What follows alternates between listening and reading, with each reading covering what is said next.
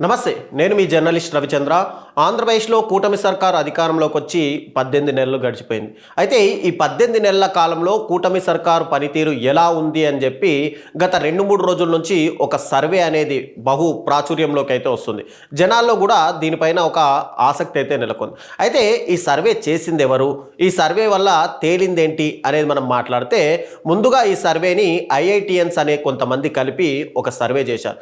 దీంట్లో కూటమి సర్కారు ఈ 18 నెలల కాలంలో టోటల్గా అంటే అటు టీడీపీలో ఉన్నటువంటి 3 పార్టీలు, కూటమిగా ఉన్నటువంటి తెలుగుదేశము, జనసేన, బీజేపీతో పాటు అటు వైసీపీకి సంబంధించినటువంటి 11 మంది ఎమ్మెల్యేలు కలిపి మొత్తంగా 175 నియోజకవర్గాల్లో దాదాపుగా ఒక్కొక్క నియోజకవర్గంలో 50,000 శాంపిల్స్ తీసుకొని ఈ సర్వే అయితే రిజల్ట్ వచ్చింది.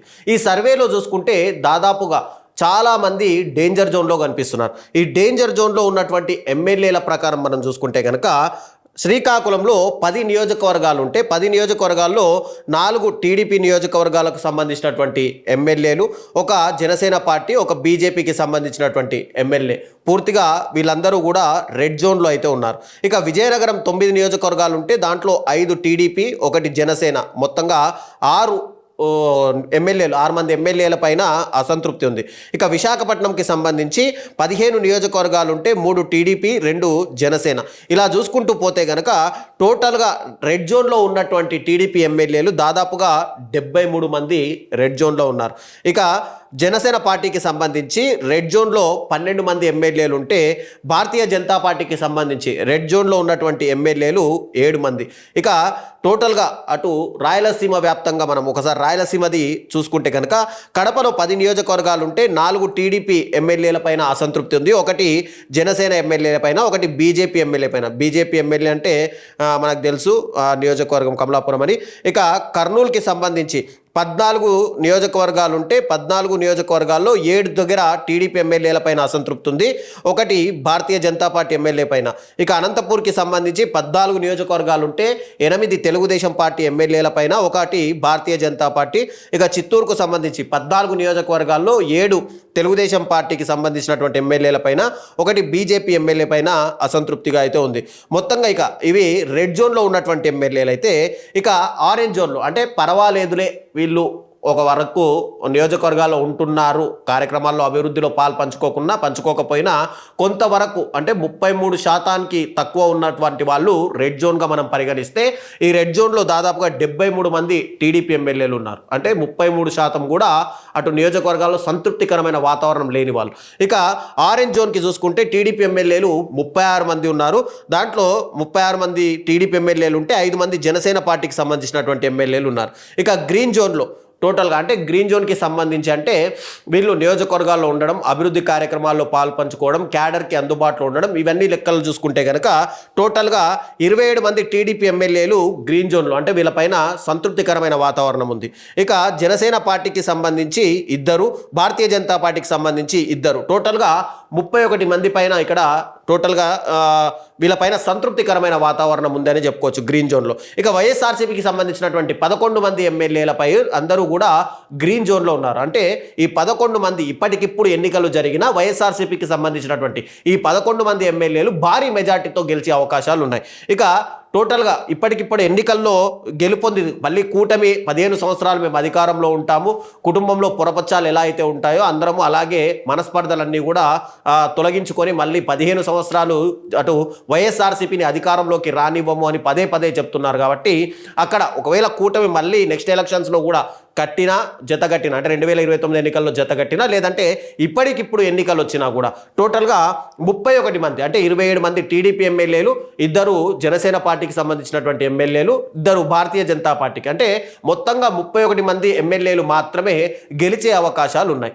అయితే ఈ ఐఐటిఎన్స్ ఎవరైతే ఈ సర్వే నిర్వహించారో, ఈ సర్వే నిర్వహించడానికి మెయిన్ రీజన్ ఏంటంటే, ఆంధ్రప్రదేశ్లో మీరందరూ రండి, పెట్టుబడులు పెట్టండి, ఇంకొక 15 సంవత్సరాలు కూటమి పార్టీలే అధికారంలో ఉంటాయి, మీకు సకల సౌకర్యాలు ఇస్తాము అని చెప్పి పదే చెప్తున్నారు. కాబట్టి పారిశ్రామికవేత్తలు ఏంటంటే, మళ్ళీ ఒకవేళ ఆంధ్రప్రదేశ్లో కూటమి ప్రభుత్వం పోయినా, లేదంటే జగన్మోహన్ రెడ్డి గారు అధికారంలో వచ్చినా అసలు అక్కడ ఇన్వెస్ట్మెంట్ పెట్టాలా లేదా, ఇన్వెస్ట్మెంట్ పెట్టడానికి సరైన ప్రభుత్వం ఉంటుందా ఉండదా, పడిపోయే అవకాశాలు ఉన్నాయా ప్రభుత్వం అనే దాని మీద 2 పారిశ్రామికవేత్తలు కలిసి ఒక సర్వే నిర్వహించారు. ఈ సర్వే మెయిన్గా చూసుకుంటే కనుక ఏదైతే సర్వే సంస్థ చేసినటువంటి సర్వే ఏదైతే ఉందో ఆ సంస్థ ఇప్పటికే చాలాసార్లు అంటే దాదాపుగా 2 దశాబ్దాలుగా సర్వేలు చేస్తుంది.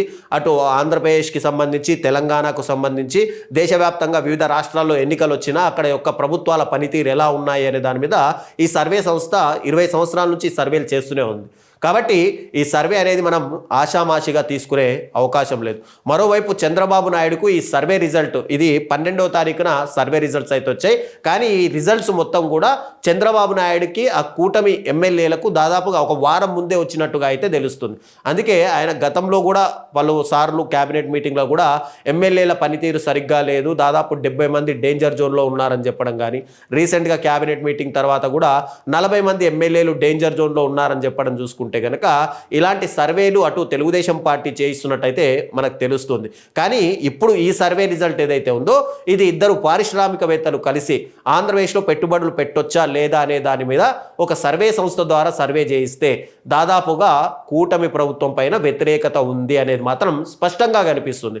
అయితే వీళ్ళు చేసినటువంటి సర్వేల్లో ముఖ్యంగా అటు రైతుల్ని, ఇటు ఉద్యోగుల్ని, నిరుద్యోగుల్ని, మహిళలకు కలిపి టోటల్గా అంటే ప్రతి నియోజకవర్గంలో 50,000 శాంపిల్స్ అయితే తీసుకున్నారు.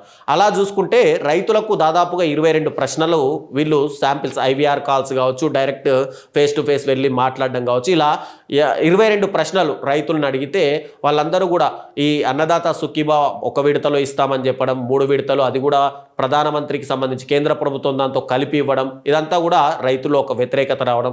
తర్వాత కౌలు రైతులకు అన్నదాత సుఖీభావ ఇస్తామని చెప్పడం, సుఖీభావ అన్నదాత సుఖీభావ కౌలు రైతులకు ఇవ్వకపోవడము, ఇది కూడా రైతులకు మెయిన్గా అసంతృప్తికి కారణం. తర్వాత రాష్ట్ర వ్యాప్తంగా మనం చూసుకుంటే కనుక రైతులందరూ కూడా మద్దతు ధర లేక రోడ్లపైకి వస్తున్నటువంటి వాతావరణం. అటు మామిడి రైతులు కానీ, ఉల్లి రైతులు కానీ, పొగాకు రైతులు కానీ వీళ్ళందరూ కూడా రోడ్లపైకి వచ్చి వాళ్ళ నిరసన అయితే తెలియజేస్తున్నారు. టోటల్గా చూసుకుంటే కనుక రాష్ట్ర వ్యాప్తంగా రైతులందరూ కూడా కూటమి ప్రభుత్వం పైన తీవ్ర వ్యతిరేకతతో ఉన్నారు అనడానికి ఇది ఒక నిదర్శనంగా చెప్పుకుంటే, ఇక నిరుద్యోగులకు సంబంధించి తెలుగుదేశం పార్టీ కానీ కూటమి కానీ టోటల్గా ఎన్నికల ముందు ఇచ్చినటువంటి హామీ ఏంటంటే దాదాపుగా ఈ 5 సంవత్సరాల కాలంలో 20 లక్షల ఉద్యోగాలు ఇస్తామని. పోనీ అలా చూసుకున్నా 18 నెలల కాలం గడిచిపోయింది. అంటే ఎంత లేదన్నా కూడా దాదాపుగా 3 నుంచి 5 లక్షల ఉద్యోగాలు రావాల్సి ఉంది ఇప్పటికే. కానీ ఉద్యోగాల మాట దేవుడెరుగు, నిరుద్యోగ భృతి ఇస్తామని చెప్పారు. ఆ నిరుద్యోగ భృతి కూడా ఇప్పటి వరకు 18 నెలల కాలంలో ఒక్కరికి కూడా ఇచ్చిన దాఖలాలు లేవు.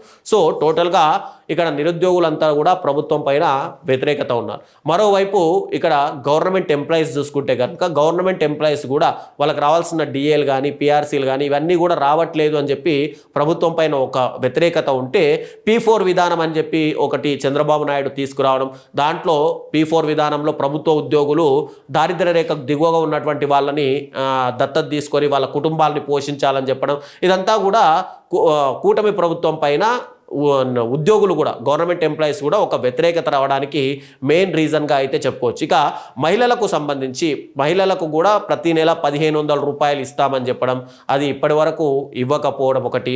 ఇక ఉచిత బస్సు ప్రయాణము టోటల్గా రాష్ట్ర వ్యాప్తంగా ఉచిత బస్సు ప్రయాణం ఉంటుందని చెప్పి కొన్ని దగ్గర ఆంక్షలు విధించడము, అంటే తిరుమల వెళ్ళాలన్నా, లేదంటే కొన్ని టెంపుల్స్కి వెళ్ళాలన్నా, లేదంటే కొన్ని ప్లేసెస్కి వెళ్ళాలన్నా ఇక్కడ ఆర్డినరీ బస్సుల్లో మాత్రమే వాళ్ళకు ఉచిత బస్సు ప్రయాణం కల్పించడం, ఇవన్నీ చూసుకుంటే కనుక టోటల్గా అన్ని వర్గాల ద్వారా ఇటు కూటమి ప్రభుత్వం పైన ఒక వ్యతిరేకత అయితే వచ్చింది. టోటల్గా చూసుకుంటే ఇప్పటికిప్పుడు ఎన్నికలు జరిగితే కేవలం 31 స్థానాల్లో మాత్రమే ఇటు కూటమి ప్రభుత్వం గెలిచే అవకాశాలు ఉన్నాయి. ఇక 11 మంది వైఎస్ఆర్సీపీ ఎమ్మెల్యేలు ఎవరైతే ఉన్నారో వాళ్ళందరిపైన కూడా సంతృప్తికరమైన వాతావరణం ఉంది. వాళ్ళందరూ కూడా మళ్ళీ ఎన్నికలు ఇప్పటికిప్పుడు జరిగినా గెలిచే అవకాశాలు ఉన్నాయి. కాబట్టి ఇది ఒకటి రకంగా వైఎస్ఆర్సీపీకి రాబోయే ఎన్నికలు కానీ, లేదంటే జమిలీ ఎన్నికలు వచ్చినా ఇదంతా కూడా ప్లస్ పాయింట్గా మారే అవకాశాలు అయితే స్పష్టంగా కనిపిస్తుంది.